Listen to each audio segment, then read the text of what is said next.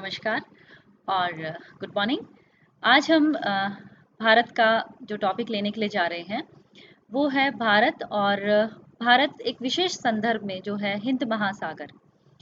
तो इससे पहले हम जिन टॉपिक पे बात कर ली थी हमने वो भारत की लोकेशंस के बारे में यानी भारत की अवस्थिति कहाँ है उसके बारे में बात की थी।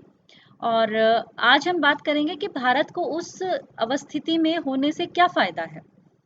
तो जनरली जो क्वेश्चन इस टॉपिक में से बनता है इस पूरे लेक्चर के अंदर से जिस तरह का क्वेश्चन बनेगा वो आपका बड़ा क्वेश्चन ज़्यादा बनता है। उसमें ये पूछा जाता है कि हिंद महासागर के सापेक्ष भारत की अवस्थिति को स्पष्ट कीजिए। और दूसरे जो छोटे क्वेश्चंस बनेंगे वो जैसे जैसे हम इस लेक्चर में आगे की तरफ जाएंगे हम उसके ऊपर बात करेंगे। तो हम आगे की ओर बढ़ें तो सबसे पहले हम बात करते हैं कि भारत की अवस्थिति किस तरह से दूसरी स्थिति के अंदर मौजूद है। तो सबसे पहले हम बात कर लेते हैं कि वर्ल्ड मैप के अंदर हमारा भारत की स्थिति कहाँ है। तो आप देखें कि ये वर्ल्ड मैप है और इस वर्ल्ड मैप के अंदर हम देख रहे हैं कि 0 डिग्री की लाइन जो है वो यहाँ से जब रेखा गुजर रही है तो हमने पहले भी बात कर ली थी कि भारत की स्थिति जो है वो उत्तरी गोलार्ध में है। और साथ ही यहाँ से हमारी ग्रीनविच लाइन जा रही थी तो हमने ये भी बात कर ली थी कि भारत की स्थिति पूर्वी गोलार्ध में है। तो भारत की स्थिति हो गई उत्तरी और पूर्वी गोलार्ध में। ये जो थी ये उसकी लोकेशन लैटिट्यूड्स और लॉन्जिट्यूड्स के बेसिस पे थी।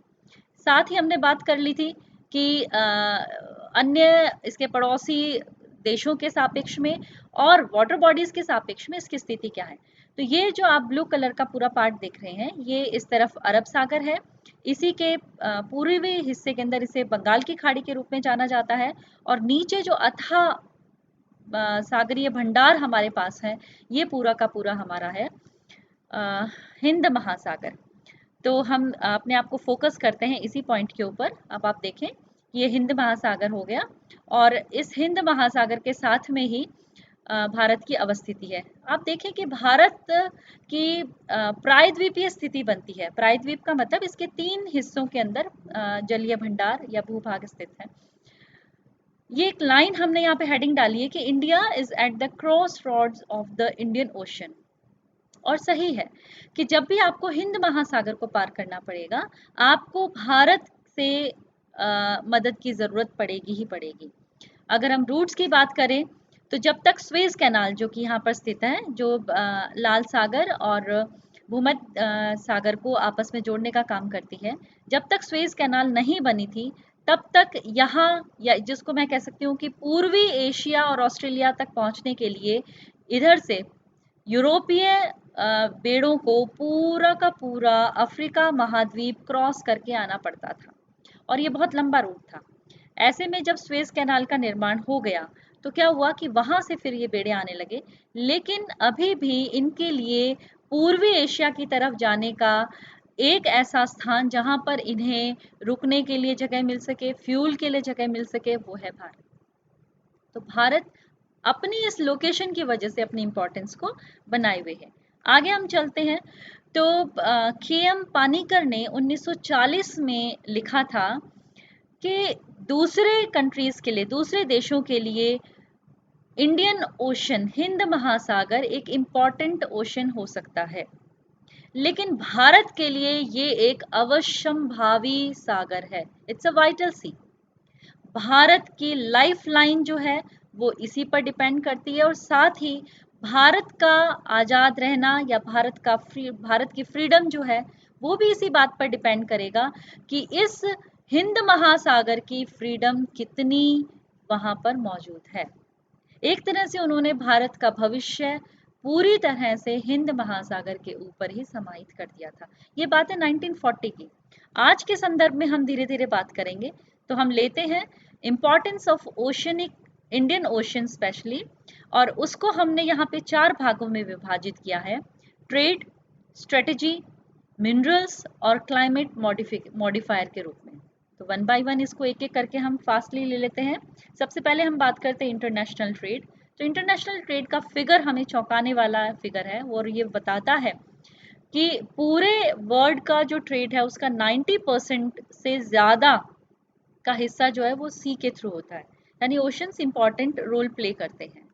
और यहीं पर ही हम बात करें कि पीआईबी, पब्लिक इंफॉर्मेशन ब्यूरो, जो इंडिया की न्यूज़ एजेंसी है, उसने दिसंबर 2016 में बताया था कि आज भारत के पास 13 बड़े और 187 माइनर पोर्ट्स हैं। इसका मतलब कहीं ना कहीं वर्ल्ड ट्रेड के अंदर हम हमारी इंपॉर्टेंस को बता सकते हैं। और हम इसको पास से देखते हैं कि हमारे कंट्री का जो इंटरनेशनल ट्रेड है उसका 90% जो है वो भी सी के थ्रू होता है। तो ये पोर्ट्स जो हैं, ये सारे के सारे पोर्ट्स हिंद महासागर के टच में है। और उसी हिंद महासागर के टच में इसलिए कह रही हूँ मैं कि चाहे अरेबियन सी हो चाहे बंगाल की खाड़ी हो, हमारे दोनों तरफ अल्टीमेटली हमारा जो ट्रेड होकर के जाएगा वो उसी हिंद महासागर के पास से होता हुआ निकलता है, अंदर से निकलता है। तो 90% जो ट्रेड है हमारा फॉरेन ट्रेड वो इसी के जरिए होता है। अगर हम 2015-16 की एनुअल रिपोर्ट की बात करें जो मिनिस्ट्री ऑफ शिपिंग ने जो गवर्नमेंट ऑफ इंडिया का डिपार्टमेंट है उसने निकाली थी, उसकी पेज नंबर 4 पर यह मेंशन है कि भारत का 90% वॉल्यूम, ट्रेड का जो वॉल्यूम है वो, और 68% वैल्यू के बेस पर इंडियन ओशन से होकर के गुजरता है। ये एक बहुत इंपॉर्टेंट फिगर है और ये बताता है कि इंडियन ओशन का भारत के लिए कितना इम्पोर्टेंस है। साथ ही उन्होंने ये बताया था कि 3.28 मिलियन बैरल पर डे, या जिसको हम कह सकते हैं कि लगभग 80% भारत का जो क्रूड ऑयल है वो भी इंडियन ओशन से होकर के हम तक पहुंचता है। तो हम कह सकते हैं कि ये एक तरह से हमारे लिए लाइफ लाइन का काम करता है। ट्रेड रूट्स की अगर हम बात करें इंडियन ओशन के अंदर, तो हम एक मैप के थ्रू इसमें बात कर लेते हैं। यहाँ पर हमने ये मैप रखा है और आप देखें भारत और इसके जितने भी रूट्स हैं वो इस इंडियन ओशन से होकर के गुजर रहे हैं। आप देखें कि डायरेक्ट ऑस्ट्रेलिया के लिए जो रूट जा रहा है वो मिनिमम यूज में आने वाला है और स्पेशली उस समय आता है जब इधर बहुत बड़ा कोई ऑब्स्टेकल हो या चक्रवातों की स्थिति बनी हुई हो। ज्यादातर रूट्स जो हैं वो सारे के सारे भारत के नजदीक से होते हुए श्रीलंका और भारत के बीच से होकर के और फिर मलेशिया के पास से होते हुए चाइना के, पूर्वी चाइना की तरफ जाते हैं। इसी तरह से ये स्वेज कैनाल वाला रास्ता है, ये ट्रेड रूट। तो आप देखें कि किस तरह से हिंद महासागर में ट्रेड रूट्स फैला हुआ है और साथ ही भारत की इसके अंदर कितनी अहम भूमिका है कि ट्रेड रूट्स इसके पास से होकर के निकलते हैं। आगे हम बात करते हैं रिसोर्स के बारे में कि हमें हिंद महासागर से किस तरह से हम रिसोर्स को एक्सप्लोर करते हैं। तो हमने यहाँ पर लिया है कि हमारी बहुत अधिक डिपेंडेंसी है रिसोर्सेज के बारे में, जिसमें हम फिशरीज का अगर हम लेते हैं तो फिशरीज के डेटा बताते हैं कि 4.1 मिलियन टन जो फिशेस हैं वो 2008 में भारत ने हिंद महासागर से ली और वर्ल्ड में 6th पोजीशन हासिल की। इसी तरह से एक और डेटा है वो ये बताता है कि फिशरीज या एक्वाकल्चर इंडस्ट्री जो है वो भारत के 14 मिलियन पीपल को रोजगार देती है, एम्प्लॉयमेंट देती है। तो इस तरह से अगर हिंद महासागर के नज़दीक हमारी स्थिति ना हो, जो वर्तमान स्थिति है वो ना हो, तो ये दोनों चीज़ों में हम लूज कर जाएंगे। यहीं पर हम बात करें एक्सपोर्ट की क्वांटिटी के बारे में तो 2012 का ये फिगर है और ये बताता है कि 16,600 करोड़ रुपए का एक्सपोर्ट हमने फिशरीज का किया and it's a very handsome amount. अब हम बात करते हैं मिनरल्स के बारे में। तो 1987 में हमें ये परमिशन मिली थी कि हम सेंट्रल इंडियन ओशन में जाएं और वहाँ पर हम 4 मिलियन स्क्वायर एरिया को एक्सप्लोर कर सकें और दो हमने वहाँ पे माइनिंग साइट्स को स्टैब्लिश किया था। और उसी का रिजल्ट ये है कि आज हम वहाँ से मैग्नीज, कोबाल्ट, निकल, कॉपर जैसे बहुत सारे मिनरल्स जो है निकालते हैं और ये वो मिनरल हैं जो हमारे लैंड पार्ट में कम निकलते हैं। तो मिनरल्स के पॉइंट ऑफ व्यू से भी हम देखें तो ये हमारे लिए काफ़ी इम्पॉर्टेंट है। अब एक इम्पॉर्टेंट चीज़ जिसके बारे में आज हम कंसर्न रखते हैं और पास्ट में भी ये बहुत इम्पॉर्टेंट कंसर्न रख रहा था और वो है स्ट्रॉन्ग सिक्योरिटी कंसर्न।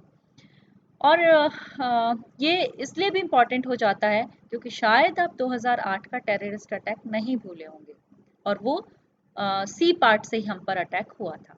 दूसरी चीज़, जितनी भी स्मगलिंग, इलीगल फिशिंग या ह्यूमन ट्रैफिकिंग हो रही है वो भी इसी ओशनिक पार्ट से हो रहा है। तो भारत का कंसर्न जो है वो अब इसके लिए स्ट्रेटेजिक पॉइंट ऑफ व्यू से और self security point of view से ज़्यादा इम्पॉर्टेंट हो जाता है। अगर हम मैप की बात करें तो इंडियन ओशन में सर्विलेंस नेटवर्क जो अभी चल रहा है वो चार अलग अलग कंट्रीज का है, जिसमें भारत तो है क्योंकि भारत वहाँ पे सबसे ज़्यादा पॉपुलेशन वाला एरिया है। उसके साथ साथ चाइना ने वहाँ पे ज़बरदस्त होल्ड किया हुआ है। और यहाँ पर मैं ये कहना चाहूँगी कि बहुत सारे आर्टिकल्स वर्तमान में आपको इस पे यूट्यूब पे और इसके साथ साथ आपको गूगल पे मिल जाएंगे। मैं यहाँ पे लिंक शेयर नहीं कर रही हूँ उन चीज़ों का, क्योंकि कॉपीराइट इशू है। लेकिन आप इस चीज़ के थोड़ा सा डेप्थ में जाएं और देखें कि क्यों चाइना का इंटरेस्ट जो है वो इस एरिया के अंदर बढ़ता जा रहा है। और ऐसे यूके यूएस यानी जो वेस्टर्न कंट्रीज है, जो हमसे काफ़ी दूर है, जिसका इंडियन ओशन के ऊपर ज़्यादा कुछ लेना देना नहीं है, लेकिन उसके बावजूद उन्होंने अपना सर्विलेंस नेटवर्क यहाँ पर किया हुआ है।